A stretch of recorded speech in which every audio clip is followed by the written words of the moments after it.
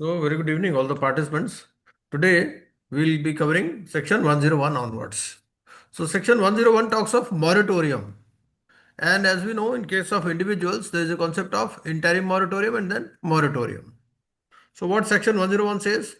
It says that when the application is admitted under section 100, a moratorium shall commence in relation to all the debts and shall cease to have effect at the end of the period of 180 days.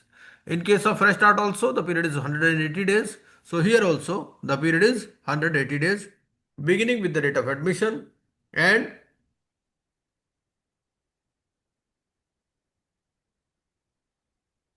or on the date the adjudicating authority passes an order on the repayment plan whichever is earlier. Okay. So if the repayment plan is passed earlier, then the moratorium will end earlier, otherwise 180 days. And during the moratorium period, any pending legal action or proceeding in respect of any debt shall be deemed to have been stayed. Okay. And the creditors shall not initiate any legal action or legal proceeding in respect of any debt. Okay. Same है, interim moratorium में भी same है. But the point here is the debtor shall not transfer, alienate, encumber or dispose of any of his assets or his legal rights or beneficial interest therein. ठीक है, क्या लिखता है? The debtor shall not transfer, alienate, encumber or dispose of any of his assets or his legal rights or beneficial interest therein. Now the point is whether this restriction is there in case of interim moratorium also or only in moratorium. They're only in moratorium. Only in moratorium. Not there in interim. Okay. So what you mean? Whether suppose a person has filed an application, so whether he can transfer his assets? The question here is that after the moratorium period is there, after the application is admitted, this restriction is there on transfer, alienation, etc. Okay. But the point is, before the application is admitted, whether any such thing can be done? Yes or no? This is the question. The answer is given in section 158. Section 158 says restrictions on disposition of property. It says any disposition of property made by the debtor during the period between the date of filing of the application for bankruptcy and the bankruptcy commencement date shall be void. Right? So it talks of the disposition of property between the date of filing of the application for bankruptcy and the bankruptcy commencement date. But the point is whether during insolvency there is any such restriction. During insolvency, restrictions are less. Why? Because there is a probability that the party may pay. The debtor might pay. So restrictions are to be levied only when there is no probability or the probability to pay has ended, which is there in case of bankruptcy. So in case of bankruptcy, there is a restriction as per section 158. But here, in case of interim moratorium, there is no such restriction. Where an order admitting the application under section 96 has been made in relation to a firm, the moratorium under subsection 1 shall operate against all the partners of the firm. But besides this 158, there are sections which talk of preferential transactions and undervalued transactions. So those indirectly cover all these things. 164 talks of undervalued transactions and 165 talks of preferential transactions. But there also the references to bankruptcy only.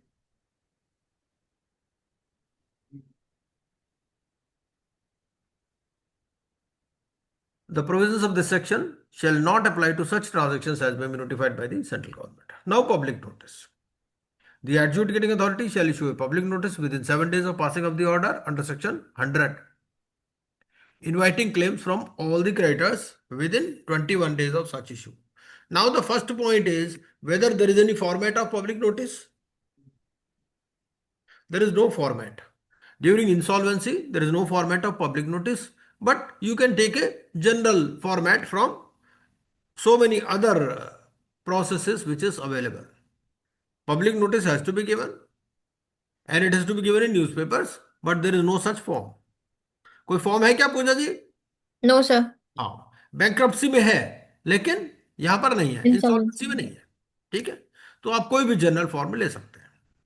The adjudicating authority shall issue a public notice within 7 days of passing of the order under Section 100, inviting claims from all the creditors within 21 days of such issue. अच्छा, एक बात और बता दीजिए। मान लीजिए, because here we are dealing with individuals, ठीक है। अब एक ग्रोसरी स्टोर वाला आता है, वो कहता है जी मेरे भी पैसे देने हैं इस इंडिविजुअल ने, तो क्या you will entertain that claim, yes और नो? भाई ऐसा हो सकता है ना, इंडिविजुअल है, उसकी अगर इंसॉल्वेंसी या बैंक्रप्सी हो रही है, तो क्लेम्स तो हर तरह के आ सकते हैं। उसका ड्राइवर भी बोल सकता है कि भाई मेरे भी पैसे ड्यू हैं, है ना। कोई ग्रोसरी स्टोर वाला भी बोल सकता है। तो whether you will include all those claims, या कहोगे नहीं भाई बिजनेस से रिलेटेड ही चलेगा, बाकी ये सब नहीं चलेगा, क्या कहोगे? Sir you will have to include ना। यस, वी हैव टू बस include all. The notice under subsection 1 shall include details of the order admitting the application, particulars of the resolution personal with whom claims are to be registered, and the last date for submission of claims. ठीक है। Public notice कितने दिन में issue करना है? Within 7 days। और claims कितने दिन में इनवाइट करने हैं? With in 21 days 20 of such 20। Issue. ठीक है। सच इशू का क्या मतलब है? मतलब 7 days के बाद में 21 days, या शुरू से 21 days? लिखता है 21 days of such. Public notice जिस दिन इशू है। हाँ, पब्लिक नोटिस जिस दिन इशू हुआ उससे 21 days आपको लेने हैं। Very good. ठीक। Deed notice shall include details of the order admitting the application, particulars of the RP with whom the claims are to be registered, and the last date for submission of claims. The notice shall be published in at least one English and one vernacular newspaper which is in circulation in the state where the debtor resides. ठीक है। तो कहां पर notice देना है आपको? वहीं पर नोटिस देना है जहां पर डेटर रिजाइड करता है। Affixed in the premises of the adjudicating authority and placed on the website of the adjudicating authority. ठीक है। Section 103, section 103 registering of claims की बात करता है। Registering of claims by creditors, word particular use किया गया, फाइल नहीं use किया गया। क्या यूज किया गया? लॉज नहीं यूज किया गया, register. The creditor shall register claims with the RP by sending details of the claim by way of electronic communications or through courier, speed post or registered letter. So all the means are available. ठीक है। In addition to the claims refer to in subsection 1, the creditor shall provide to the RP personal information and such particulars as may be prescribed. तो क्या क्या particulars उसको देने हैं, ये regulation number 7 में है। और रेगुलेशन नंबर 7 क्या बोलता है? रेगुलेशन 7 आपको बोलता है ये submission and verification of claims. ठीक है। जो भी रिकॉर्ड है, इंफॉर्मेशन, यूटिलिटी या एनी अदर डॉक्यूमेंट्री एविडेंस वगैरह वगैरह। ठीक है। चलिए दोबारा से चलते हैं। यहाँ ये हो गया 103। Then 104 preparation of list of creditor. तो रजिस्टर ऑफ क्लेम्स कितने दिन में करना है आपको? ये क्लेम्स कितने दिन में देने हैं? 21 days sir. Preparation of list of creditors. The resolution professional shall prepare a list of creditors on the basis of the information disclosed in the application. क्योंकि अपनी इंफॉर्मेशन भी अपनी जो एप्लीकेशन देगा ना, उसमें भी कुछ इंफॉर्मेशन डिस्क्लोज करेगा। ठीक है। 94 या 95 की जो भी एप्लीकेशन होगी। And claims received by the RP under section 102। The resolution professional shall prepare the list mentioned in subsection 1 within 30 days from the date of the notice। ठीक है। ये रेगुलेशन नंबर 9 है। अब 30 days from the date of the notice. Notice कौन सा? और inviting claims. हाँ बिल्कुल। नोटिस मतलब पब्लिक अनाउंसमेंट। जी। नोटिस की बात कर रहा ना, यहाँ नोटिस क्या कहता है, या पब्लिक नोटिस बात करता है ना 102। तो नोटिस मतलब पब्लिक नोटिस।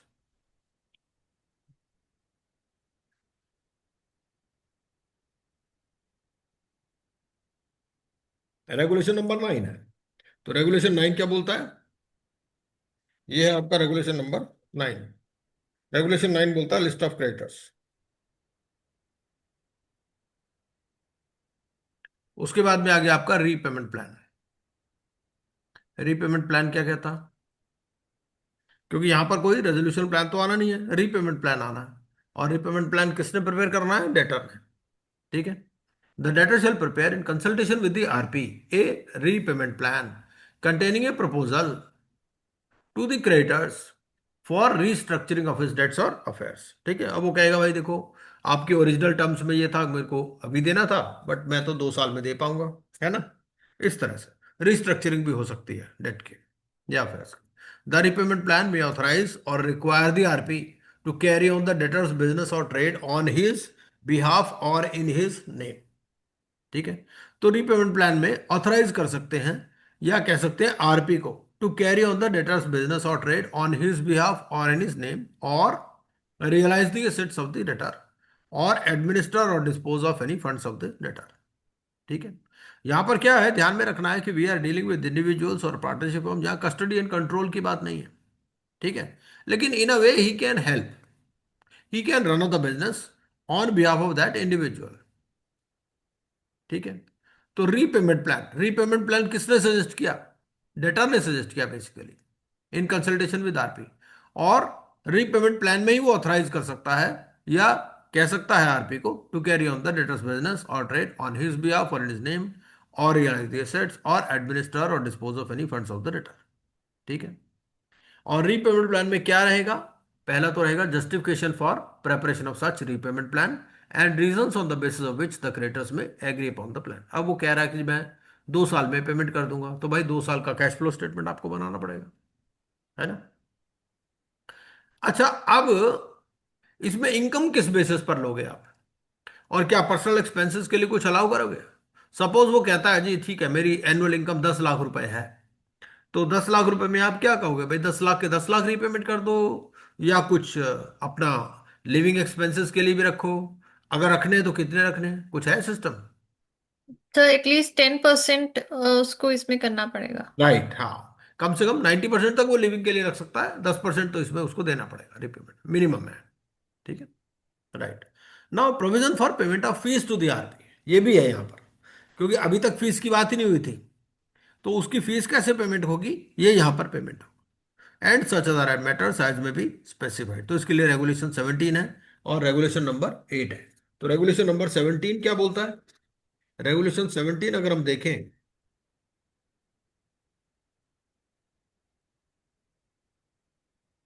तो रेगुलेशन 17 तो बोलता है आपका कंटेंट्स ऑफ रीपेमेंट प्लान। ठीक है, कि इसमें क्या रहेगा, वो जो वहां पर at least 10% of the realisable income shall be utilise for repayment of debts, ये रेगुलेशन नंबर 17 में बात बता रखी है। और रेगुलेशन नंबर 8 क्या बोलता है? रेगुलेशन 8 बोलता है आपका transfer of debts due to creditors. ठीक है। तो where a creditor assigns or transfers the debt to any person during the resolution process period, both parties shall provide the RP। तो यहां असाइनमेंट अगर कर देता है क्रेडिटर, ठीक है, तो both parties shall provide the RP the terms of such assignment और transfer and the identity and details of the assignee और ट्रांसफरी। ठीक है। और within 2 days of such change, जो रेजोल्यूशन प्रोफेशनल है, he shall notify each creditor and the adjudicating authority of any resultant change. ठीक है, चलिए। Now 106 is report of the resolution professional on repayment plan. अब ये इसने repayment plan दे दिया इन consultation with RP, अब ये अपनी रिपोर्ट बनाएगा। ठीक है। सबसे पहले इसने रिपोर्ट बनाई थी कि whether application should be admitted or not. ठीक है। और उसके इसमें ये भी एसेस करता है क्या ये whether is eligible for fresh start, है ना। वो एक रिपोर्ट थी। और ये दूसरी रिपोर्ट है, और इस रिपोर्ट के लिए कितना डेट मिल रही है उसको? मिल रही है within 21 days from the last date of submission of claims. The resolution professional shall submit the repayment plan under section 105 along with his report on such plan to the adjudicating authority। ठीक है। Within 21 days from the last date of submission of claims, जो भी last date of submission of claims है उसके 21 days के अंदर ये क्या करेगा? Repayment plan along with his report. ठीक है। और रीपेमेंट प्लान के बारे में क्या बताएगा? पहला, कि whether it is compliant with the provisions of any law, it has a reasonable prospect of being approved and implemented, ऐसा नहीं हवाबाजी कर रखी है। ठीक है। And there is a necessity of summoning a meeting of creditors if required to consider the repayment plan. तो यहां पर बताएगा कि whether a meeting of creditors is necessary or not. ठीक है, और अगर कहता है कि भाई जरूरी नहीं है तो he has to give reasons. ठीक है, provided that where the RP recommends that a meeting of the creditors is not required to be summoned, reasons for the same shall be provided. ठीक है, रीजंस क्या हो सकते हैं? मान लीजिए एक ही क्रेडिटर है, दो ही क्रेडिटर है, तो उनसे वैसी बात हो सकती है ना, इस तरह से. The report referred to in subsection 2 shall also specify the date on which and the time and place at which the meeting should be held if he is of the opinion that a meeting of the creditors should be summoned. ठीक है, इस report में ही वो date भी बता देगा, time और प्लेस भी बता देगा जहां पर मीटिंग होनी चाहिए, अगर उसको लगता है कि मीटिंग होनी चाहिए. अच्छा, एक बात और बता दीजिए. एक इंडिविजुअल है, ठीक है, अब उसने गारंटी दे रखी है लोन के लिए. अब उस गारंटी में उसने अपना हाउस प्रॉपर्टी प्लेज कर रखी है. ठीक है, अब हाउस प्रॉपर्टी में वो नेचुरली रह भी रहा है अभी, तो है ना. अब हुआ क्या है कि जिस वो सोसाइटी का फ्लैट है, तो अब उस सोसाइटी के कुछ मेंटेनेंस ड्यूज भी हैं. ठीक है, तो वो जो सोसाइटी के जो मेंटेनेंस ड्यूज हैं, अब सोसाइटी अपना क्लेम कहाँ फाइल करेगी? आरपी के पास फाइल करेगी, या उस बैंकर के पास फाइल करेगी जिसके पास मॉर्टगेज है हाउस? क्या करेगी? सोसाइटी ने अपने ड्यूज लेने हैं. सर आरपी के पास करेगी आर ना सर, आर बैंक्रप्सी आरपी के पास है। केस. हाँ, बिल्कुल सही, आरपी के पास करेगी. ठीक है, ये एक्चुअली एक रियल केस है अभी जो चल रहा है. For the purpose of subsection 3, the date on which the meeting is to be held, it shall not be less than 14 days and not more than 28 days, 21 days, 28 days, sorry, from the date of submission of report. ठीक है, तो ये 14 दिन से पहले नहीं होनी चाहिए और 28 डेज के बाद नहीं होनी चाहिए, from the date of submission of report. ठीक है, मतलब मिनिमम 14 डेज नोटिस चाहिए. The resolution professional shall consider the convenience of creditors in fixing the date and venue of the meeting of creditors. ठीक है,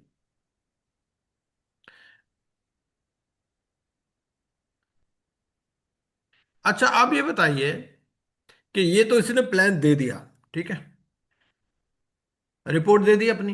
एडजुडिकेटिंग अथॉरिटी के पास कितना time है इसको रिव्यू करने के लिए? 106 में इसने क्या किया, इसने रीपेमेंट प्लान दे दिया और अपनी रिपोर्ट भी दे दी. अब एडजुडिकेटिंग अथॉरिटी के पास कुछ कुछ टाइम लिमिट है क्या, कितने दिन में अप्रूव करना है?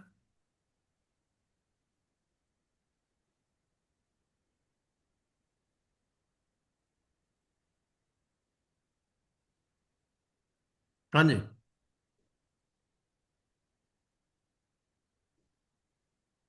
बताइए.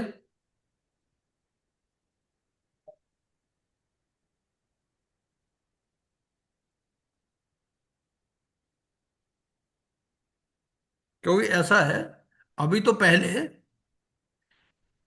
जो कमेटी है वो अप्रूव करेगी बेसिकली.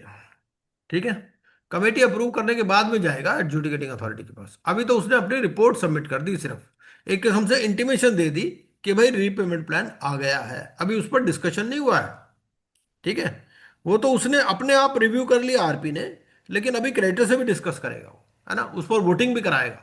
वोटिंग कराने के बाद में वो जो अप्रूव्ड रीपेमेंट प्लान होगा उसको भेजेगा एडजुडिकेटिंग अथॉरिटी के पास और फिर वो अप्रूव करेगी. ठीक है, 107 क्या बोलता है? Summoning of meeting of creditors. ठीक है, the resolution professional shall issue a notice calling the meeting of the creditors at least 14 days before the date fixed for such meeting. ठीक है, and resolution professional shall send the notice of the meeting to the list of creditors prepared under section 104. तो जो list prepare की है उनको ये notice की copy भेज देगा. और नोटिस में जो है, it shall state the address of the adjudicating authority to which the repayment plan and report of the resolution personal on the repayment plan has been submitted. ये इसमें बताएगा कि भैया हमने ये एडजुडिकेटिंग अथॉरिटी को दे दिया है, रीपेमेंट प्लान भी और अपनी रिपोर्ट भी. और उस नोटिस के साथ में आप कॉपी लगा दोगे of repayment plan, copy of the statement of affairs of the return, copy of the said report of the RP and forms for proxy voting. ये प्रॉक्सी वोटिंग क्यों चाहिए? फॉर्म फॉर प्रॉक्सी वोटिंग क्यों जरूरी है?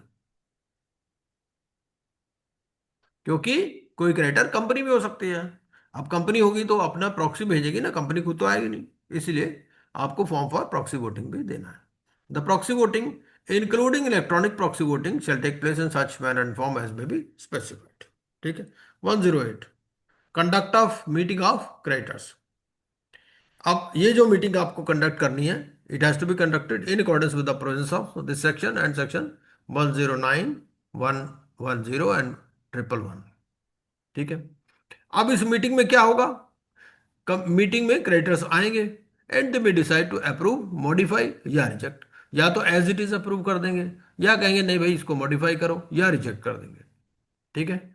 The resolution provisional shall ensure that if modifications are suggested by the creditors, consent of the debtor shall be obtained for each modification. तो जितने भी modification होंगी उसके लिए डेटर की कंसेंट ली जाएगी, क्योंकि डेटर की कंसेंट के बिना आप मॉडिफाई नहीं कर सकते।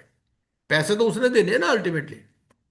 आप रिजेक्ट कर सकते हैं अगर वो नहीं मानेगा मॉडिफिकेशन के लिए, लेकिन कॉन्सेंट आपको लेनी पड़ेगी। ठीक है। The resolution provisional may for a sufficient cause adjourn the meeting of the creditors for a period of not more than 7 days at a time. ठीक है। उसके बाद में वोटिंग राइट्स किस किस के पास रहेंगे रीपेमेंट प्लान में? ए creditor shall be entitled to vote at every meeting of the creditors in respect of the repayment plan in accordance with the voting share assigned to him। ठीक है। And the resolution provisional shall determine the voting share to be assigned to each creditor in the manner specified by the board. तो इसके लिए regulation number 15 है हमारा। Regulation number 15 क्या बोलता है? ये हमारा रेगुलेशन नंबर 15। रेगुलेशन 15 बोलता है आपका, एक minute,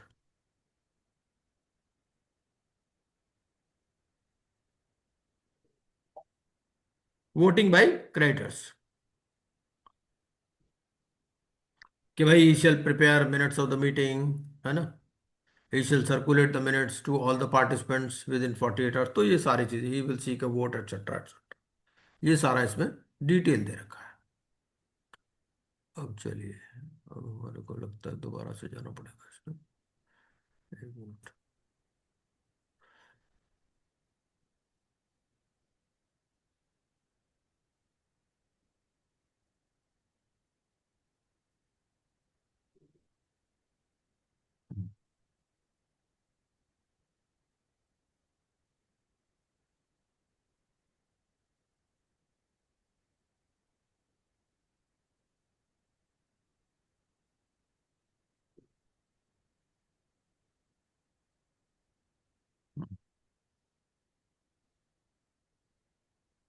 Sir, when he prepares the repayment plan, sir, is it hmm. necessary that there is a particular strategy with regard to payment to creditors, like how we have in section 53? ऐसे इसमें ऐसा कुछ है कि इनको पहले देने का, या on the basis of what the individual feels and the resolution professional, they prepare it and they get it approved by the COC without any particular नहीं, rank like. Priority of payment तो है, but वो bankruptcy में है यहाँ पर। यहाँ पर क्या है, बैंक्रप्सी में ही है, 178 सेक्शन है, that talks of priority like 53। But यहाँ पर क्या होगा, यहाँ पर ऐसा कुछ नहीं है, रीपेमेंट में कुछ नहीं है ऐसा कि भाई इतना परसेंट उसको देना ही देना है इस तरह से। क्योंकि रीपेमेंट प्लान ना एक्चुअली क्या है, इंडिविजुअल में हो सकता है एक ही क्रेडिटर हो, सिंगल क्रेडिटर ही हो, है ना। हेयर कट तो हो सकता है, हेयर कट का कोई दिक्कत नहीं है इसमें, दे हैव टू अप्रूव ना। भाई जो Right, भी रीपेमेंट प्लान होगा ही विल अप्रूव। right, अब रीपेमेंट, अब पहली बात तो ये कि क्या रीपेमेंट प्लान का कोई फॉर्मेट दिया हुआ है? The answer is no. क्या कोई इंफॉर्मेशन मेमोरेंडम बनाना है? The answer is no. ये क्या कर रहा है, सीधा रीपेमेंट प्लान बना रहा है। इससे जैसे वहां पर होता है ना CIRP में कि भाई वो एक्सप्रेशन ऑफ इंटरेस्ट फलाना, वो तो रेजोल्यूशन प्लान बनाने के लिए करते हैं सारा ड्रामा। यहाँ तो ऐसा कुछ है नहीं। यहाँ तो उस बंदे को पैसे देने, उससे पूछ लेंगे भाई बताओ कैसे देगा पैसे, वो कहेगा भाई मैं ऐसे नहीं दे सकता, ऐसे दे सकता हूँ। ठीक है। रिस्ट्रक्चर कर लो मेरे डेट को, मेरे बिजनेस को, इस तरह से। right.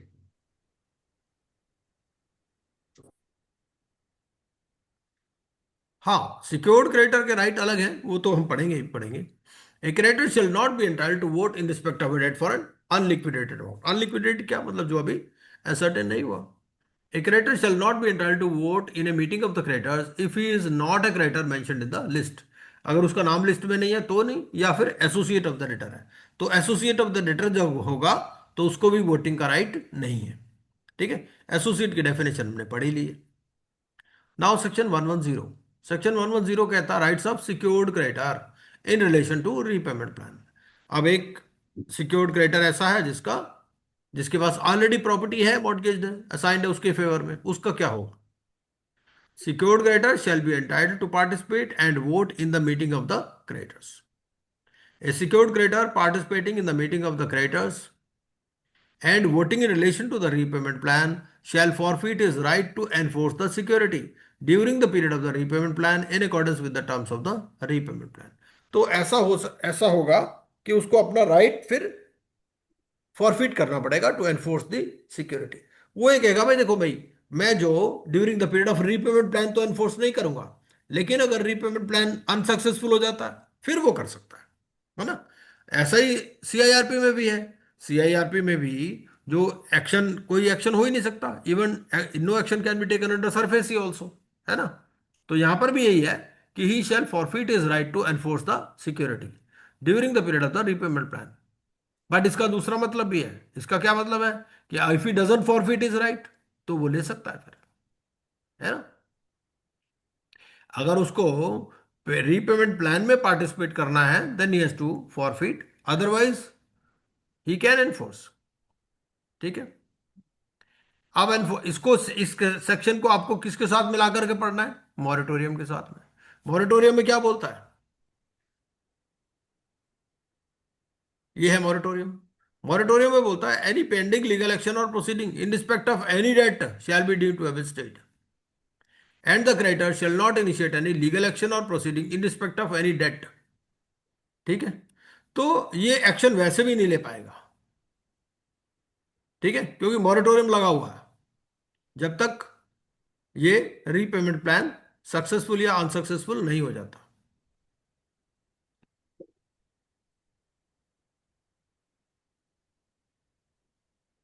ठीक है जी। अच्छा, where in secured creditor does not forfeit his right to enforce security, he shall submit an affidavit to the RP at the meeting of the creditor stating that the right to vote exercised by the secured creditor is only in respect of the unsecured part and the estimated value of the unsecured part of the debt। ठीक है, in case a secured creditor participates in the voting on the repayment plan by submitting an affidavit under subsection 3, the secured and unsecured parts of the debt shall be treated as separate debts। ठीक है, the concurrence of the secured creditor shall be obtained if he does not participate in the voting on repayment plan but provision of the repayment plan affects his right to enforce security। मतलब क्या? मतलब यह है कि ये voting में तो participate नहीं कर रहा, लेकिन अब जो डेटर है उसके पास एक ही प्रॉपर्टी है, वो कहता भाई मैं इस प्रॉपर्टी पर और लोन ले लूंगा और उस तरह से पेमेंट कर दूंगा, इस तरह से कुछ अगर कुछ ऐसा है तो, है ना। But the provision of the repayment plan affects his right to enforce security, तो उस केस में उसकी कंकरेंस लेनी पड़ेगी, जैसा हम कॉन्सेप्ट पढ़ते हैं इंटरिम फाइनेंस में। Explanation: for the purpose of this section, period of the repayment plan means the period from the date of the order passed under section 114 till the date on which the notice is given by the RP under section 117 or the report submitted by the RP under section 118 as the case may be। ठीक है, ये period of repayment है। तो period of repayment plan क्या है? Period from the date of the order passed under section 114, क्योंकि जब आपका ये अप्रूव हो जाएगा ना रीपेमेंट प्लान, उसके बाद से पीरियड ऑफ रीपेमेंट प्लान शुरू होगा। ये पीरियड ऑफ रीपेमेंट प्लान ऐसे समझिए जैसे इंप्लीमेंटेशन पीरियड होता है, सीआईआरपी में भी होता है ना कि रेजोल्यूशन प्लान आपका अप्रूव हो गया, उसके बाद में आपका रीपेमेंट प्लान शुरू होता है, इंप्लीमेंटेशन पीरियड। तो ऐसे यहां पर इंप्लीमेंटेशन पीरियड है ये पीरियड ऑफ रीपेमेंट प्लान। ठीक है, अब ये जो 180 डेज है, 180 डेज में ये नहीं है, ये इंक्लूडेड नहीं है पीरियड ऑफ रीपेमेंट प्लान। ठीक है, 180 डेज तक तो क्या करना है आपको? ये रीपेमेंट प्लान को अप्रूव कराना है, मेन बात ये है। उसके बाद में फिर पीरियड शुरू होगा। अब पीरियड में वो बताएगा भाई मैं 2 साल में पेमेंट करूंगा, 3 साल में पेमेंट करूंगा, जैसा भी है। ठीक है, section 111, approval of repayment plan by creditors. The repayment plan or any modification to the repayment plan shall be approved by a majority of more than 3/4 in value। तो यहाँ जैसे वहां 66 है, यहाँ कितना है? majority of more than 3/4 in value, मतलब 75 भी नहीं, 75 से भी प्लस होना चाहिए, मोर देन 3/4 लिखा है, तो एग्जैक्ट 75 पे भी नहीं होगा, more than 3/4 in value of the creditors present in person और by proxy and voting on the resolution in a meeting of the creditors. ठीक है, उसके बाद में report of the meeting of creditors on repayment plan, ये report कौन submit करेगा? RP. ठीक है, the RP shall prepare a report of the meeting of creditors on the repayment plan. तो इसने कौन कौन सी रिपोर्ट सबमिट कर दी? सबसे पहले तो रिपोर्ट सबमिट की इसने कि भाई एप्लीकेशन को एडमिट किया जाए कि नहीं। दूसरा, जब रीपेमेंट प्लान बन गया तब वो उस प्लान के साथ में इसने अपनी रिपोर्ट सबमिट की। और ये तीसरी रिपोर्ट कब सबमिट कर रहा है? कि जब वोटिंग हो गई है। ठीक है, report under subsection 1 shall contain whether the repayment plan was approved or rejected, and if approved, the list of modifications if any. ठीक है, the resolutions which were proposed at the meeting and the decision on such resolutions, list of creditors who were present or represented at the meeting, and the voting records of each creditor for all meetings of the creditors. अब यहां पर सवाल उठता है, क्या हर meeting के बाद में उसको रिपोर्ट देनी है? The answer is no. ठीक है, हो सकता है 2 मीटिंग हो जाए, 4 मीटिंग हो जाए, कुछ भी हो सकता है ना। तो जितनी भी मीटिंग हो जाएगी, जब फाइनल डिसीजन हो जाएगा, अप्रूवल हो जाएगा विद मोर देन 3/4 या रिजेक्शन हो जाएगा, तो उसके बाद में ये रिपोर्ट सबमिट करेगा। ठीक है, नाउ सेक्शन 113। अब इस रिपोर्ट का भी कोई पीरियड है क्या, ये क्वेश्चन उठता है। सेक्शन 112 में जो रिपोर्ट देनी है, इसका भी कोई पीरियड है क्या?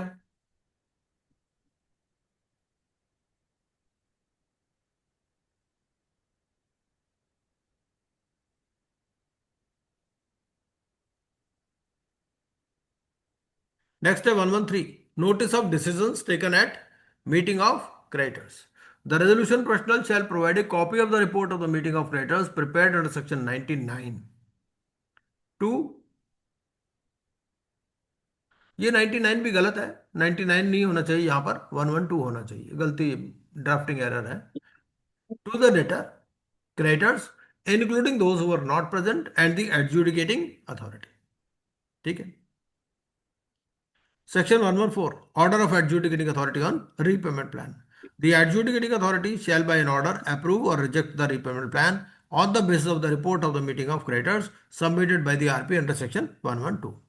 Provided that where a meeting of creditors is not summoned, the adjudicating authority shall pass an order on the basis of the report prepared by the RP under Section 106. ठीक है, 106 तब एप्लीकेबल होता है जब meeting is not required. ठीक है, और अगर मीटिंग हुई तो फिर सेक्शन 112 में जो रिपोर्ट की उसके बेसिस पर ये दे देगा। सर वो सेक्शन 99 राइट है सर? कैसे? सर मेरे पास जो बुक है उसमें भी ऐसा ही लिखा है, टेक्स्ट अब में क्या बुक है? में भी गलत है ना, यही तो मैं कह रहा हूं, बुक में ही गलत है। पर सेक्शन 99 का भी एक रिपोर्ट सर बनाते हैं ना? वो रिपोर्ट तो है, बट उस रिपोर्ट का यहां क्या मतलब आ गया? उस रिपोर्ट में तो क्रेडिटर आए नहीं ना। 99 वाली रिपोर्ट कौन सी होती है? 99 वाली रिपोर्ट तो एडमिशन के लिए है, एडमिशन के टाइम पर तो क्रेडिटर होते ही नहीं। अब क्रेडिटर्स अगर मीटिंग में हो गए तो notice of decisions taken at meeting of creditors कहां से आ जाएगा 99 में? वो तो बहुत इनिशियल टाइप की मीटिंग है ना, इसीलिए कह रहा हूं कि सेक्शन 99 नहीं होना चाहिए, ये कोड में ही ड्राफ्टिंग एरर है, 99 के बजाय यहाँ 112 होना चाहिए, ये मेरा मतलब है कहने हाँ का। हाँ, so originally in the code itself हाँ, कोड में भी गलती देयर। है, यस, हाँ हाँ, यही कह रहा हूँ। Sir, there is a one question, sir, with regard to that enforcement of security interest by the hmm secured creditor. Hmm Suppose if he says that I want to enforce the security, is there any time limit by which he has actually to? I told you na, there is moratorium also, so during moratorium he will not be able to take any action. After moratorium only he can take the action. The point is moratorium is also there na. 180 days, na sir? हाँ, Moratorium. 180 days, 180 days or approval of the repayment plan or rejection of the repayment plan, whichever is earlier. So as soon as the moratorium is over he can take action, but during moratorium he cannot take any action ना, वो तो लिखा ही है ना उसमें। Right right. हम्म, चलिए 113 हो गया, 114, ठीक है। अच्छा, provided that where a meeting of creditors is not, ये हो गया। The order of the adjudicating authority approving the repayment plan may also provide for directions for implementing the repayment plan, ठीक है। तो इसमें डायरेक्शंस भी दे सकता है for implementation. Where the adjudicating authority is of the opinion that the repayment plan requires modification, it may direct the RP to reconvene a meeting of the creditors for reconsideration of the repayment. ऐसा भी हो सकता है कि उसको repayment plan को वापस कर दें for reconsideration, ठीक है। Now section 115, effect of order of adjudicating authority on repayment plan. Where the adjudicating authority has approved the repayment plan under section 114, such repayment plan shall take effect as if proposed by the debtor in the meeting and be binding on creditors mentioned in the repayment plan. Hello, हाँ जी, और मेरी वो class चल रही है sir जी, बाद में बात करते हैं आराम से। Actually, I'm taking a class, so it will be over by 9:30. Thereafter, we can talk. Okay, okay. Go.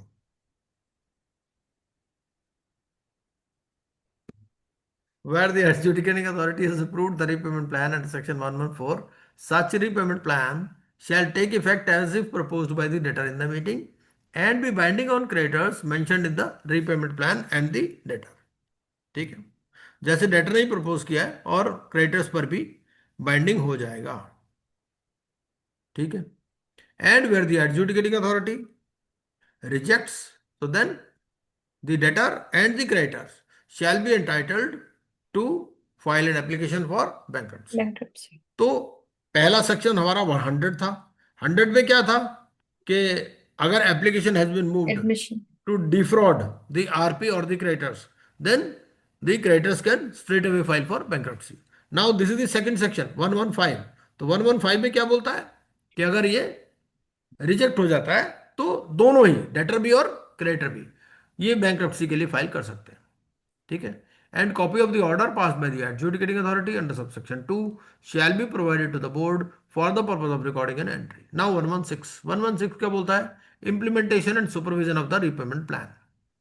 The resolution professional appointed under section 97 और 98 shall supervise the implementation of the repayment plan, ठीक है। The resolution postal may apply to the adjudicating authority for directions if necessary in relation to any particular matter arising under the repayment plan, and the adjudicating authority may issue directions to the RP on the basis of application, ठीक है। Now 117 में क्या होगा कि अब repayment plan आपका शुरू हो गया तो ये कंप्लीट हो जाएगा, ठीक है। The resolution professional shall within 14 days of the completion of the repayment plan. अब एक क्वेश्चन हो सकता है कि whether there is any specific period for completion of the repayment plan, the answer is no. वो depend करेगा, है ना, कि रीपेमेंट प्लान क्या दिया है उसने उसके ऊपर। Forward to the persons who are bound by the repayment plan under section 115 and the adjudicating authority, ठीक है। जब रीपेमेंट प्लान ऐसा हो सकता है ना भाई, या तो कंप्लीट हो जाएगा या पहले से ही फेल हो जाएगा, दो ही बातें हो सकती हैं, है ना। Yes. तो पहली बात हम करते हैं, अगर कंप्लीट हो जाता है तो जैसा उसने प्रॉमिस किया था वैसा उसने पेमेंट कर दिया तो क्या होगा, विद इन 14 days ये क्या करेगा, he will forward the to the persons who are bound by the repayment plan and the adjudicating authority. क्या क्या डॉक्यूमेंट देगा, पहला कि notice that the repayment plan has been fully implemented and a copy of the report by the RP summarizing all receipts and payments made in pursuance of the repayment plan and extent of the implementation of such plan as compared with the repayment plan approved by the meeting of the creditors, ठीक है। यहां पर भी एक report दे रही है। The resolution provisional may apply to the adjudicating authority to extend the time mentioned in subsection 1 for such further period not exceeding 7 days, ठीक है। तो जो भी टाइम मेंशन था इसमें, ये 14 days वाला पीरियड जो है ना, इसको एक्सटेंशन के लिए अप्लाई कर सकते हैं। नाउ 118 क्या बोलता है, repayment plan coming to end prematurely. अब बात यह है कि मान लीजिए रीपेमेंट प्लान कंप्लीट नहीं हुआ तो क्या होगा?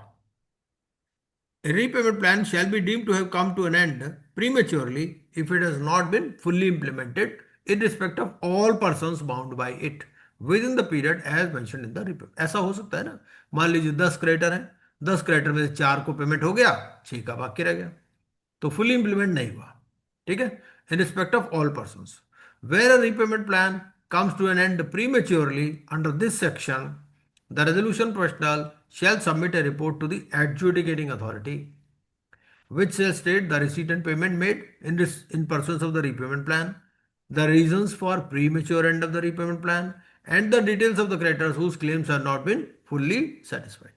ऐसा भी हो सकता है ना कि कुछ के क्लेम पूरे पेमेंट हो गए हो, कुछ के ना हुए हो, तो जिनके क्लेम भी पूरे पेमेंट नहीं हुआ उनकी डिटेल से दे देगा, ठीक है।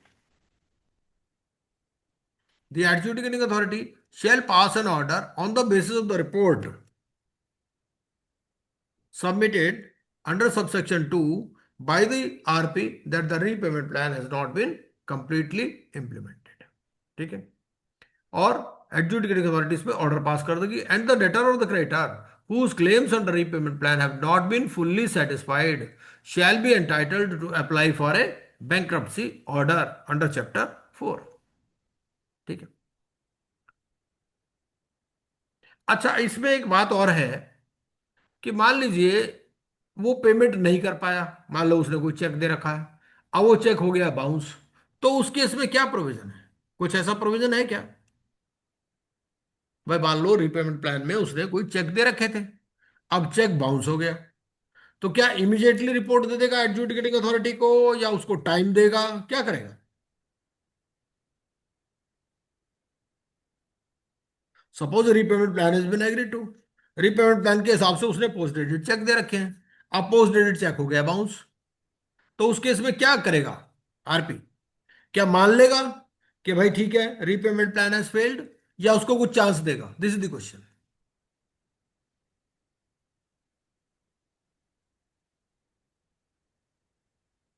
हाँ जी,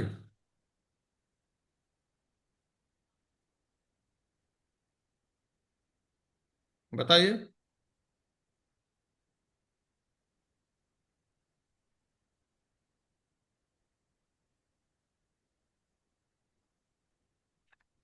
Sir, I think he can talk to the हम्म, इसके लिए applicant. रेगुलेशन है, रेगुलेशन नंबर 20। अगर आप रेगुलेशन नंबर 20 पढ़ेंगे तो इसका आंसर आपको मिलेगा। रेगुलेशन नंबर 20 एक बार पढ़ लेते हैं। भाई लॉ में तो हर एक चीज का जवाब लिखा है ना, ऐसा तो है नहीं कि अपने माइंड से हमें सोचना है कुछ। ये है ब्रीच ऑफ रीपेमेंट प्लान, ठीक है, नजर आ रहा होगा आपको। तो अगर ब्रीच होगा तो क्या होगा? If in the opinion of the RP, the guarantor has failed to in implementation of the repayment plan, the RP shall within 3 days of knowledge of such failure issue a notice to the guarantor identifying the failure and requiring him within 15 days of the receipt of the notice. उसको 15 दिन का time देगा, क्या? To address such failure if it can be addressed और provide an explanation for the failure, ठीक है। If the guarantor within the period specified under sub regulation 1 addresses the failure in implementation of the repayment plan or provides a satisfactory explanation for such failure, the resolution professional shall report the failure to creditors within 7 days of the date of the failure addressed or explanation provided for such failure। तो यहां पर क्या हो रहा है? यहां वो adjudicating authority को नहीं बता रहा, ठीक है, किसको बता रहा है? क्रेडिटर्स। तो उसने कहा कि भाई अगर कोई भी होता है तो with in 3 days of the knowledge of such failure वो नोटिस इशू करेगा। क्या कहेगा? कि भाई 15 दिन में जो भी फेलियर है इसको एड्रेस करो, ठीक है। अगर वो एड्रेस नहीं करता तो क्या होगा? The RP shall report the failure to creditors, ठीक है, within 7 days of the date of failure. And in cases not covered under sub-regulation 2, the RP may apply to the adjudicating authority under subsection 2 of section 116 for directions if he is of the opinion that the failure will affect the implementation of the repayment plan, ठीक है। तो ये आपका answer आ गया। तो ऐसा भी हो सकता है कि बीच में कोई प्रॉब्लम आ जाए, तो बीच में प्रॉब्लम आ जाए तो ये नहीं कि एडजुडिकेटिंग अथॉरिटी के पास आपको भागना है, आप पहले उसको कहिए कि भाई इसको रिड्रेस करो, और अगर वो रिड्रेस कर देता है तो क्रेडिटर्स को बता देंगे, चलता रहेगा रिपेमेंट प्लान। ठीक है, ये है।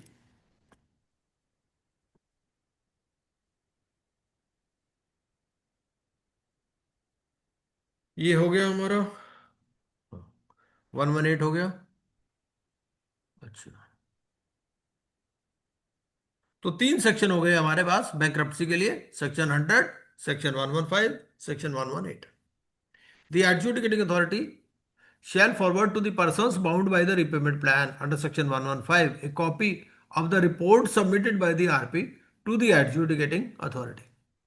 ठीक है, under subsection 1 and order passed by the adjudicating authority under subsection 3. ठीक है, the adjudicating authority shall forward a copy of the order passed under subsection 4 to the board for the purpose of recording entries. 119 discharge order. अब discharge order क्या होगा?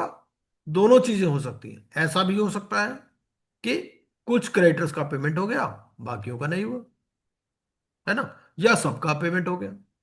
दोनों ही बातें हो सकती हैं, या तो फुल्ली पेमेंट हो गया सबका, रीपेमेंट प्लान अगर सक्सेसफुल हो गया तो सभी का पेमेंट हो जाएगा, सभी का पेमेंट हो जाए तो डिस्चार्ज ऑर्डर है, और सबका पेमेंट नहीं हुआ, कुछ का हुआ, तो फिर वो भी उनका, उनको भी तो डिस्चार्ज ऑर्डर देना ही है ना आपने, कि भाई यहां पर वो लायबल नहीं है, उन उन डेट्स का पेमेंट हो गया है। ठीक है, so in both the cases discharge order will be issued on the basis of the repayment plan.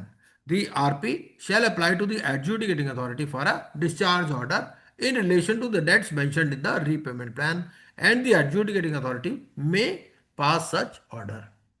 The repayment plan may provide for early discharge और discharge on complete implementation of the repayment plan. ऐसा भी हो सकता है ना कि भाई उसने रीपेमेंट प्लान शुरू किया, वो कुछ दे ही नहीं पा रहा पैसे, तो फिर अर्ली डिस्चार्ज ऑर्डर भी इशू हो सकता है, या फिर अगर कंप्लीट इंप्लीमेंटेशन हो गया तो, दोनों सिचुएशंस।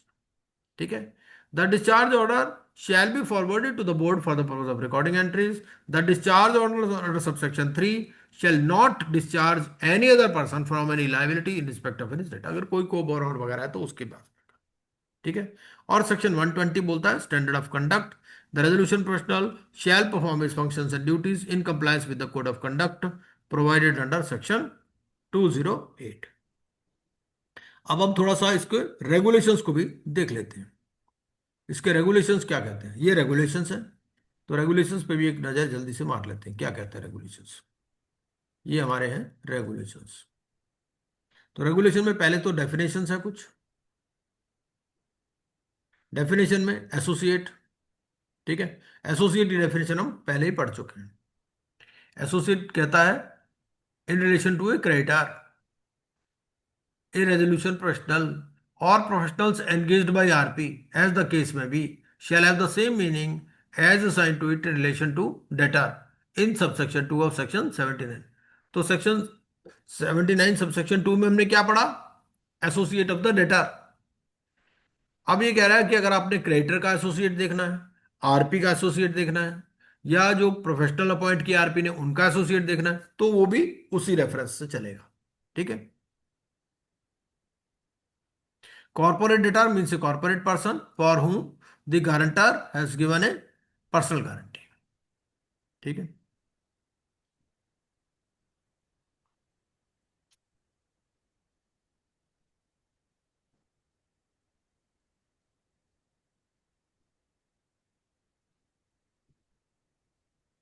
एक मिनट।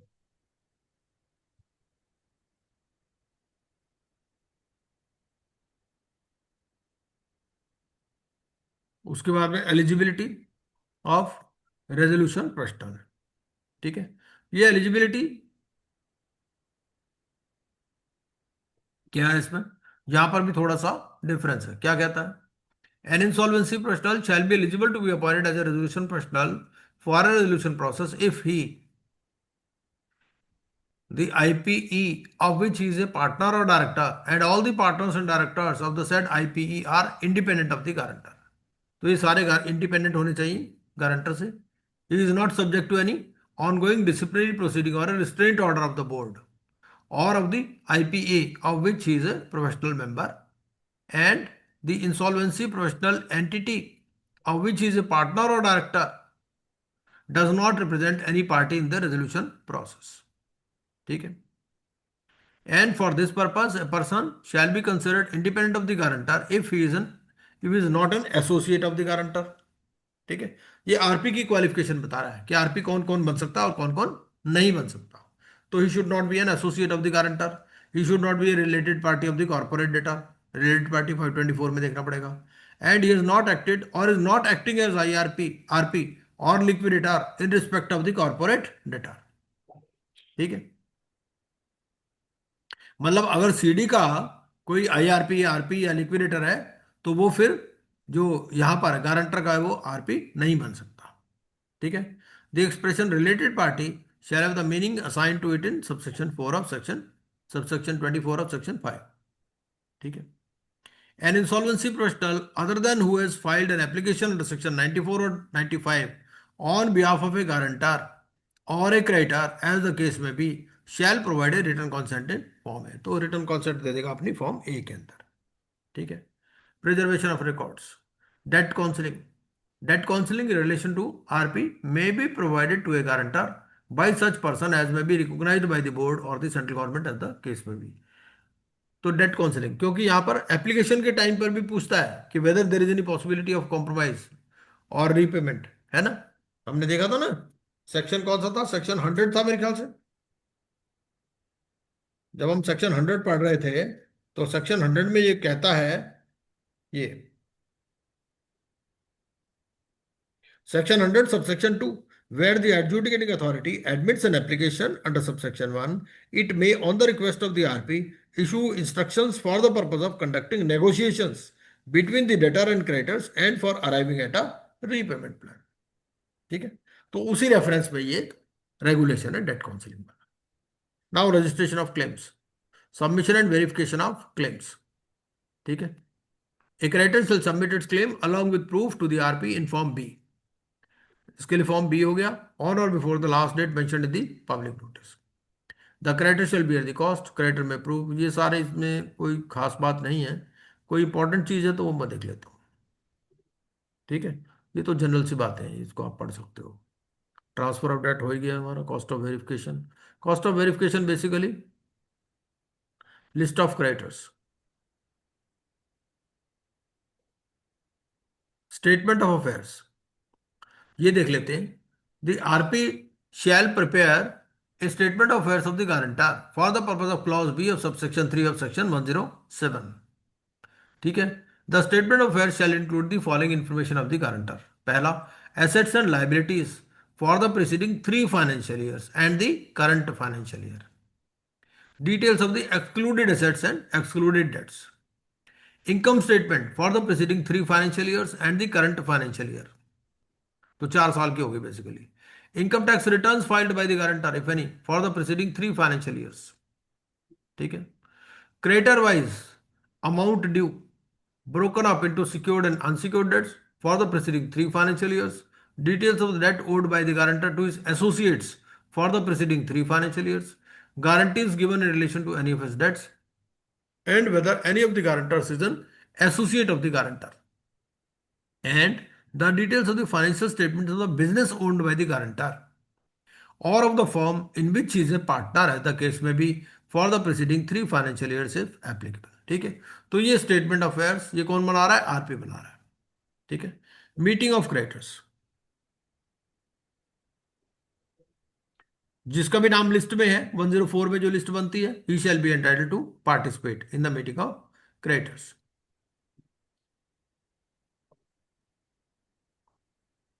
ठीक है. और अगर 33% बोलेंगे तो कन्विन करनी है उसको. ठीक है. नोटिस आपको सर्व करना है, इसको contents of the notice. Sir, in case of these creditors, whose creditor-wise amount due broken up into secured and unsecured debts for the preceding 3 financial years, matlab on the date of that he prepares this particular statement of affairs, this amount should have been unpaid, or even if they were due and it has been paid, also should be included. नहीं, whatever is due only has to be included. और word क्या लिखा है? Financial year लिखा है. तो financial year तो हमें मालूम है अप्रैल टू मार्च चलता है. हाँ, तो 3 साल का है। हाँ तो वो क्या मतलब करेगा बेसिकली, भाई देखो वो उनकी बैलेंस शीट मांग लेगा या उनकी आईटीआर मांग लेगा, उसमें वो बैलेंस शीट में दिया है वो उन्होंने, ये फाइनेंशियल ईयर वाइज फाइल होती है स्टेटमेंट, तो इजीली मिल जाता है। जो क्रेडिटर होगा उसने भी तो अपना बैलेंस शीट फाइल किया होगा ना, उस बैलेंस शीट में वो अमाउंट दिखाया होगा उसने, भाई जिसने पैसे लेने होते हैं वो भी तो अपनी बैलेंस शीट में दिखाता है ना। राइट, तो मानो जैसा 3 साल का है, चलो 31 मार्च 25 को 3 साल खत्म होते हैं, हम्म 23, 24 एंड 25, अभी हम्म 23 में सर्टन अमाउंट था, उसमें से पे हो गया। हम्म 23 में थोड़े पेमेंट बाकी थे, उसमें से certain payment is done. So actually, when he says 3 years, are we required to give for all the 3 years breakup, or are we required to have only the breakup with regard to what is due on 31st March 25? नहीं नहीं, सारा ही breakup देना है। देखो claim तो अलग file हो रहे हैं, क्लेम तो फॉर्म बी में फाइल हो ही रहा है, क्रेडिटर जो अपना क्लेम फाइल कर रहा है वो तो फॉर्म बी में फाइल कर रहा है, दैट इज सेपरेट। ये तो आपने अटैचमेंट्स लगानी है बेसिकली, कि भाई 3 साल का, और 3 साल का भी क्या सिग्निफिकेंस है, 3 साल का सिग्निफिकेंस हो सकता है लिमिटेशन पीरियड से कुछ कनेक्ट करता हो इसको, यहां पर वो कह रहा है ना 3 फाइनेंशियल ईयर्स, Right, तो this is different. This is not the purpose of claim processing, claim processing तो फॉर्म बी के बेसिस पे होगा, ये right. तो इसको अटैच करना है स्टेटमेंट ऑफ अफेयर्स में।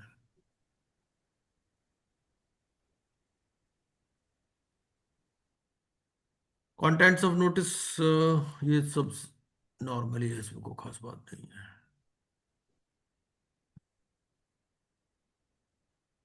कोरम कितना है, 33% of voting share. Conduct of meeting, वही सारी वही है जो सीआईआरपी में होता है, name capacity creditor, voting by creditors.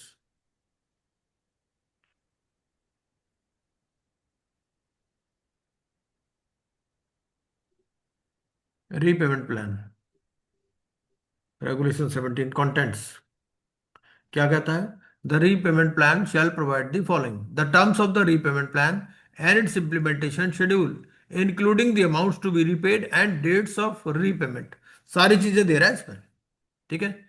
उसके बाद में source of funds that will be used to pay resolution process costs and that such payment shall be made in priority over any creditor. तो जो आप कह रहे थे कि भाई इसमें भी कुछ है क्या, तो ये प्रायोरिटी है, री जो आपकी आरपी की कॉस्ट है वो प्रायोरिटी रेजोल्यूशन प्रोसेस कॉस्ट, ठीक है, ओवर एनी क्रेडिटर। उसके बाद में क्या है, minimum budget for the duration of the repayment plan to cover the reasonable expenses of the guarantor. अब इसमें क्या है, उसका ध्यान ज्यादा रखा है डेटर का, है ना, कि भाई एक तो सबसे पहले रेजोल्यूशन प्रोसेस कॉस्ट दे दो, और उसके बाद में उसके लिए भी अपना मिनिमम बजट बता दो भैया कितना तुम्हें चाहिए, ठीक है।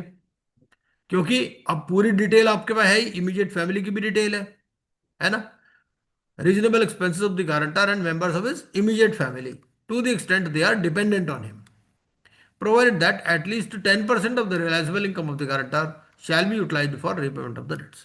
भाई ऐसा नहीं कि वो कहे मैं सारे पैसा खर्च कर दूंगा, मैक्सिमम 90 तक खर्च कर सकता है ना, कम से कम 10% तो रीपेमेंट के लिए यूटिलाइज करना है, बाकी ज्यादा करे तो अच्छा है। मिनिमम बजट लिखा है, मिनिमम बजट बताओ भाई, है ना।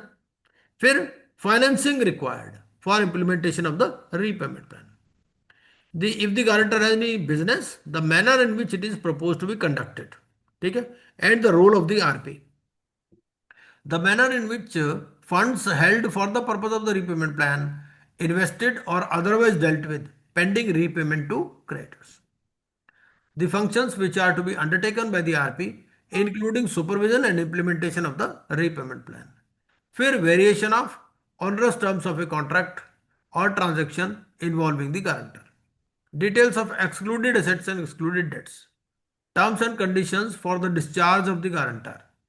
Repayment plan may provide for the following: पहला, transfer or sale of all or part of the assets of the guarantor along with the mode and manner of such sale, administration or dispose of any funds of the guarantor, satisfaction or modification of any security interest, reduction in the amount payable to creditors, ठीक है, तो ये hair cut वाली भी आ गई।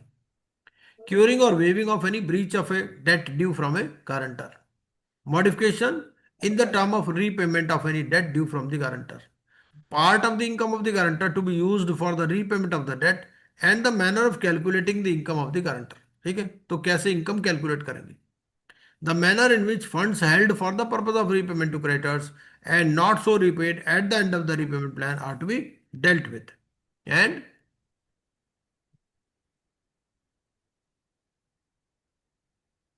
such other matters as may be required. Purchase of assets by certain persons, ये क्या कहता है? The following persons shall not purchase or acquire any interest in the property of the guarantor directly or indirectly without permission of the adjudicating authority. तो ये नहीं कि भाई RP ही खुद खरीद ले, आरपी नहीं कर सकता, आरपी और एनी पार्टनर और director of the IPE of which he is a partner और director, any professional appointed by the RP, any creditor, ठीक है, तो क्रेडिटर भी नहीं खरीद पा रहा, ठीक है, without the permission of the adjudicating authority, any company where the guarantor or creditor is a promoter or director, any associate of the guarantor, creditor or RP, ठीक है। तो ये लोग अगर इनको परचेज ऑफ एसेट्स करने हैं तो क्या होगा? एडजुडिकेटिंग अथॉरिटी की परमिशन चाहिए, ठीक है। The adjudicating authority may set aside purchase or acquisition made contrary to the provisions of this regulation and may make such order as it may deem fit. Now filing with the adjudicating authority, ठीक है। The resolution professional shall file the repayment plan as approved by the creditors along with the report mentioned in section 106 or 112 as the case may be with the adjudicating authority on or before completion of 120 days from the resolution process commencement date, ठीक है। ये देखिए, ये important बात कह दी इसने, क्या कह दिया कि भैया आपका जो भी रीपेमेंट प्लान वगैरह है ये आपको कितने दिन में देना है? 120 डेज में। टोटल पीरियड कितना है? 180 डेज का, ठीक है। The resolution professional shall provide the copies of the documents filed with the adjudicating authority under sub regulation 1 to the guarantor and the creditors within 3 days of from the date of such filing, ठीक है। Now breach of repayment plan, breach of repayment हमने पहले ही देख लिया है ना, कि अगर जैसे ही उसको पता चलता है आरपी को, वो क्या करेगा? Within 3 days of his knowledge he will give notice to the guarantor giving him 15 days, है ना। और अगर वो एड्रेस कर देता है तो ठीक है। The resolution professional shall report the failure to creditors within 7 days of the date of failure addressed or explanation provided, और अगर नहीं होगा तो फिर रेजोल्यूशन प्रोफेशनल अप्लाई करेगा एडजुडिकेटिंग अथॉरिटी को। Now application for discharge order, the resolution professional shall for the purpose of discharge order file an application along with copies of the notice and report, ठीक है, and on consideration of the notice and the report the adjudicating authority may pass the discharge order. और non cooperation होगा तो क्या करेगा? ये he will apply to the adjudicating authority, ठीक है। He shall prepare a statement to the effect and file the same with the adjudicating authority for appropriate directions.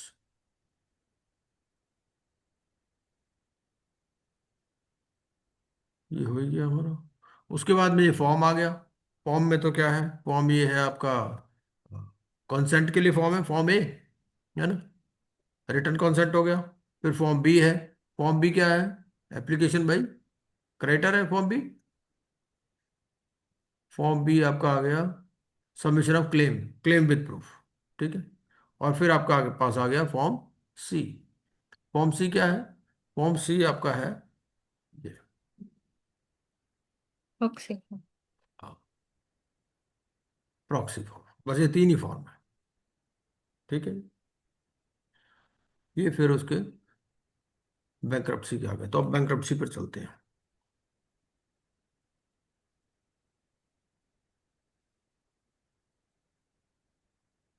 Bankruptcy पर चले इससे पहले अगर आपका कोई क्वेश्चन है इंसॉल्वेंसी से रिलेटेड तो वो पूछ सकते हैं।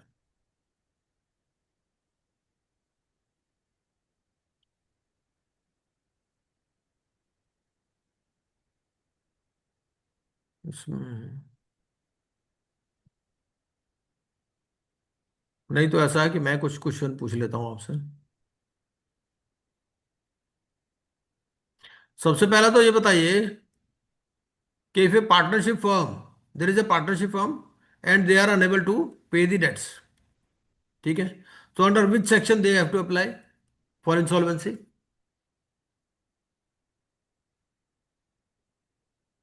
There is a partnership firm and they are unable to pay their debts, ठीक है, they want to apply for insolvency, तो under which section they are covered? कौन से सेक्शन में कवर होगा ये? तो 94। हाँ 94, ठीक है। तो whether all the partners have to agree or some of the partners may agree? Sir all or majority of the partners. All or majority, right. और ये किस डेट को देखना है, all or majority? On the date of making of the application, ठीक है। अच्छा,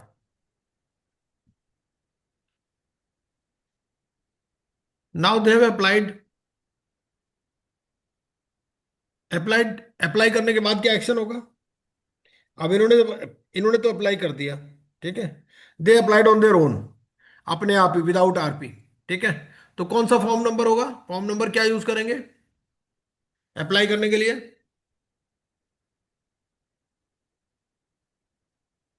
form number, कौन सा फॉर्म यूज करेंगे?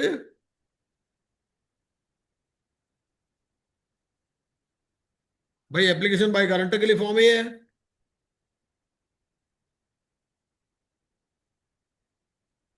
तो गारंटर ही हो गए ना ये, तो यही यूज करेंगे। भाई फर्म ने गारंटी दी है ना, तो फर्म ने गारंटी दी है, तो यही फॉर्म यूज करेंगे। फाइलिंग फीस कितना है?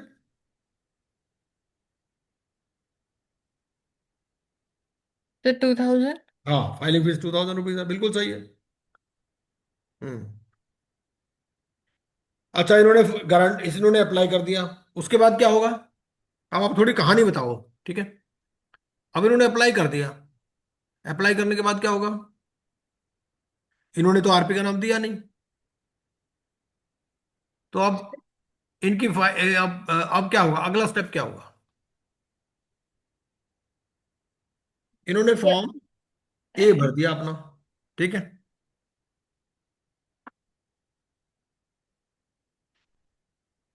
अब अगला एक्शन कौन लेगा?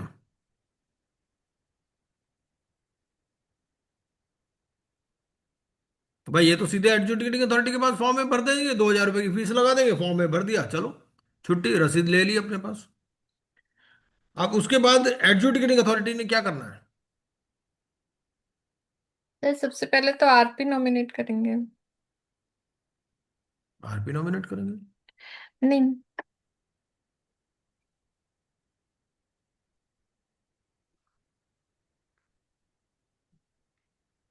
भाई अब एडजुडिकेटिंग अथॉरिटी क्या करेगी? एडजुडिकेटिंग अथॉरिटी बोर्ड से पूछेगी कि भाई नाम बताओ, क्योंकि सर आरपी इन है नहीं सेक्शन एप्लीकेशन। 97(3) में है, हाँ।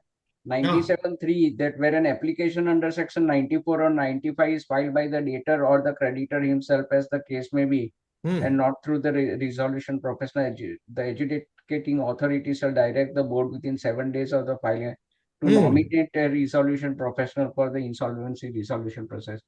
So then, that if at all they are not appointing the RP, then the adjudicating authority will ask the board, na sir. हाँ, एंड बोर्ड विल नॉमिनेट, है ना, विद इन 10 डेज, ठीक है। चलिए, अब आरपी अपॉइंट हो गया, अब आरपी क्या करेगा?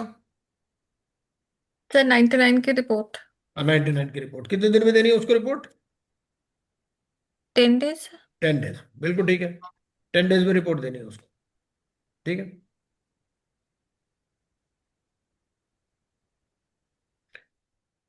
अब इस रिपोर्ट में कुछ फ्रेश स्टार्ट का भी रेफरेंस आएगा क्या? Yes, sir. If in the opinion of RP, हाँ। he is eligible for fresh start, then he can हाँ, recommend. बिल्कुल ठीक है। अब 99 की रिपोर्ट में ये भी आएगा क्या कि भाई कोई कॉम्प्रोमाइज की सिचुएशन है क्या, या रीपेमेंट की सिचुएशन है क्या? रीपेमेंट के बारे में पूछेगा आरपी, या सीधा ही अपनी रिपोर्ट दे देगा?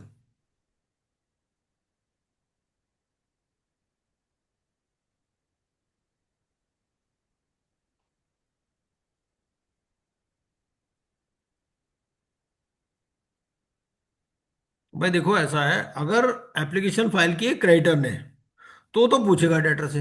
अगर डेटर खुद ही फाइल कर रहा है, तो खुद ही बता रहा है ना, मैंने पेमेंट की ही नहीं है ना, फिर तो पूछने की कोई बात ही नहीं है। क्योंकि सेक्शन 99 सब सेक्शन 2 बोलता है कि where the application has been filed under section 95, 95 मतलब भाई क्रेडिटर, अगर क्रेडिटर ने फाइल किया है तो डेटर से पूछ लेगा, अदरवाइज पूछने की जरूरत ही नहीं। आपने रिपोर्ट दे दी, रिपोर्ट देने के बाद क्या होगा? एडजुडिकेटिंग अथॉरिटी डिसाइड करेगी विद इन 14 डेज। अब वो पहले तो ये देखेंगे वो कोई फ्रॉड वाला केस तो नहीं है। अगर फ्रॉड होगा तो कहेंगे भाई इसकी बैंक्रप्सी शुरू कर दो, ठीक है।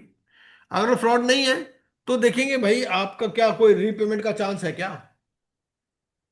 ठीक है। तो राइट सर। यहां पर भी है, where the adjudicating authority admits an application it may on the request of the RP issue instructions for the purpose of conducting negotiations. तो यहां पर भी नेगोशिएशन की पॉसिबिलिटी एक बार एक्सप्लोर कर लेंगे, ठीक है। अब अगर एडमिशन हो गया, कोई रीपेमेंट नहीं हुआ, कोई नेगोशिएशन नहीं हुआ, तो मॉरेटोरियम स्टार्ट हो गया। अब मॉरेटोरियम के बाद में फिर पब्लिक अनाउंसमेंट। पब्लिक अनाउंसमेंट कितने दिन में करना है? 21, नहीं 7 days सॉरी। 7 डेज के अंदर करना है, ठीक है ना। और क्लेम्स इनवाइट करने हैं with in 21 days of such issue. अब क्लेम्स आ गए, क्लेम्स आने के बाद में क्या होगा, ये लिस्ट बनाएगा आरपी, है ना। लिस्ट बना देगा, और लिस्ट बनाने के बाद में ये अपनी एक रिपोर्ट देगा ऑन, उसके बाद में बनेगा रीपेमेंट प्लान, ठीक है। लिस्ट बना दी, उसके बाद में रीपेमेंट प्लान। तो रीपेमेंट प्लान जब बन रहा है, आप देखो कि उस टाइम क्रेडिटर की मीटिंग नहीं हुई है। रीपेमेंट प्लान के बाद में ही क्रेडिटर्स की मीटिंग होगी। क्रेडिटर्स क्या डिस्कस करने वाले हैं बेसिकली, कि रीपेमेंट प्लान को एग्री करते हैं या नहीं करते, ठीक है यस ना। तो रीपेमेंट प्लान बना देगा, वो कौन बनाएगा, आरपी, इनका debtor in consultation with RP, sir. ठीक है। उसके बाद में ये क्या करेगा, अपनी एक, ये इसके पास रिपोर्ट आ गई। अब ये रिपोर्ट देगा एडजुडिकेटिंग अथॉरिटी को, देखो जी ये रीपेमेंट प्लान है और ये मेरी उस पर रिपोर्ट है, ठीक है। और whether there is any necessity of summoning the meeting of creditors. उसके बाद में मीटिंग कॉल करेगा, मीटिंग कॉल करके उसमें वोटिंग वगैरह करा देगा। नॉट मोर देन 75% मेजोरिटी से पास कराना है रीपेमेंट प्लान, ठीक है। ये पास होगा। उसके बाद में आपको ये सारा प्रोसेस 120 डेज के अंदर कर लेना है। अभी हमने रेगुलेशन में पढ़ा है ना, 120 डेज के अंदर ये पास हो जाना चाहिए। उसके बाद में फिर मीटिंग होगी, और मीटिंग होने के बाद में फिर आपको मान लो 2 मीटिंग 4 मीटिंग जितनी भी हुई, इस इन मीटिंग्स की भी रिपोर्ट देगा एडजुडिकेटिंग अथॉरिटी, ठीक है। फिर एडजुडिकेटिंग अथॉरिटी अपना ऑर्डर देगी on the this repayment plan, ठीक है। उसके बाद में वो कंप्लीशन होगा या इनकम्प्लीट रहेगा। कंप्लीशन हो चाहे ना कंप्लीट हो, दोनों केसेस में डिस्चार्ज ऑर्डर इशू हो जाएगा, और फिर बैंक्रप्सी के लिए अप्लाई कर सकते हैं।